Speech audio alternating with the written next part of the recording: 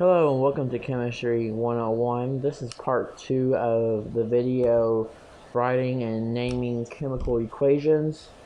Like before, this requires the oxidation numbers for monoatomic ions and also oxygenated numbers for polyatomic ions. Oxidation for polyatomic and monoatomic ions. If you need this kind of sheet, then you can email me, and I will be happy to send one to your email. Because it is very important to have this sheet. It makes things so much simpler. Alright, so to recap from the part 1 video, this is what part 1 video was about: naming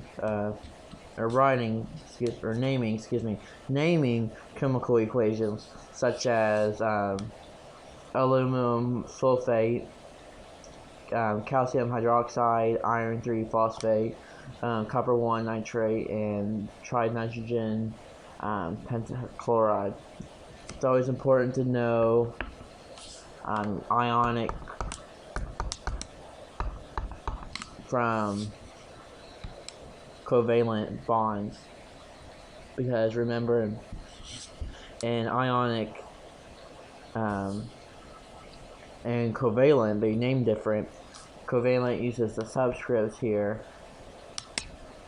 for naming, but there's a little recap. So we are given sodium phosphite.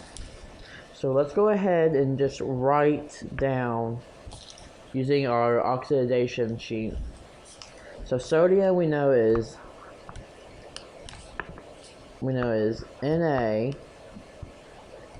and sodium has a 1 plus charge, and phosphite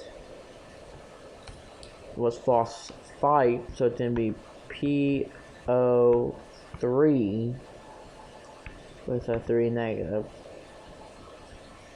Okay, so from here all you gotta do is cross over this way.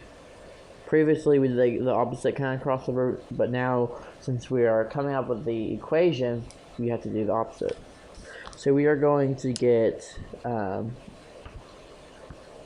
Na3, and then PO. We already had PO3, but since we're putting an extra, well, that's pretty much it. NO3, PO3. But these do not cancel out because of this reason. So that's how you write sodium phosphite. Going on to iron 3 hydroxide. Now iron is Fe, and since we have the Roman numeral 3, that tells us the charge is 3 plus. Hydroxide is OH. So then you will cross multiply, or not cross multiply, but you will cross over, excuse me. So you will eventually, you will get FeOH, and then you're going to put brackets around that and put 3 on the outside. Why? Because OH, hydroxide, it's already a polyatomic, so you need those brackets, because they want, if say you were trying to find the mass, the molar mass, you would know that for this it'd be there'd be 3 atoms of oxygen and also 3 atoms of hydrogen, rather than without the parentheses you might think 1 atom of oxygen and only 3 atoms of hydrogen, but it's actually 3 of each. So it's important to remember those brackets there. And going on, ammonium, ammonium carbonate. So ammonium is a weird kind of element. It is simply, you would think it'd be a negative, but it's actually NH4 with a 1 plus charge, and carbonate is CO3, but 2 negative. You simply cross over, so you will get NH4 in brackets, because that 2 right here is coming over, and then CO3. That 1 there does nothing. It just does nothing.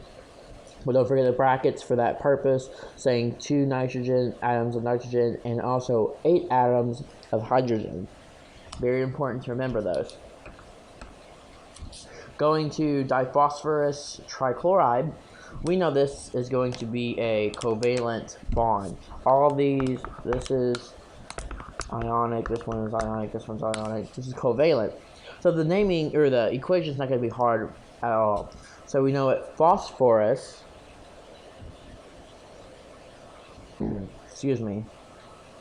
phosphorus is P, and it says di means 2, and then chloride we know is Cl, and it's tri means 3, so there is your diphosphorus trichloride, P2Cl3. These are more easier, because you don't have to worry about crossing over and whatnot. Tetraphosphorus dinitride. I don't think I fixed this one up here, did I? No, I didn't. This is supposed to be trinitride.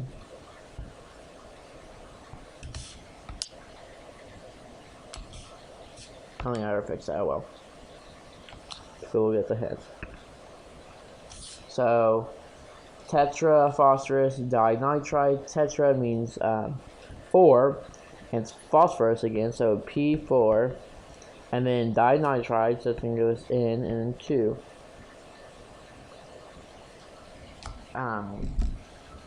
Most people say, wouldn't you reduce this to P2N? No, that's not right, because that is saying diphosphorus nitride.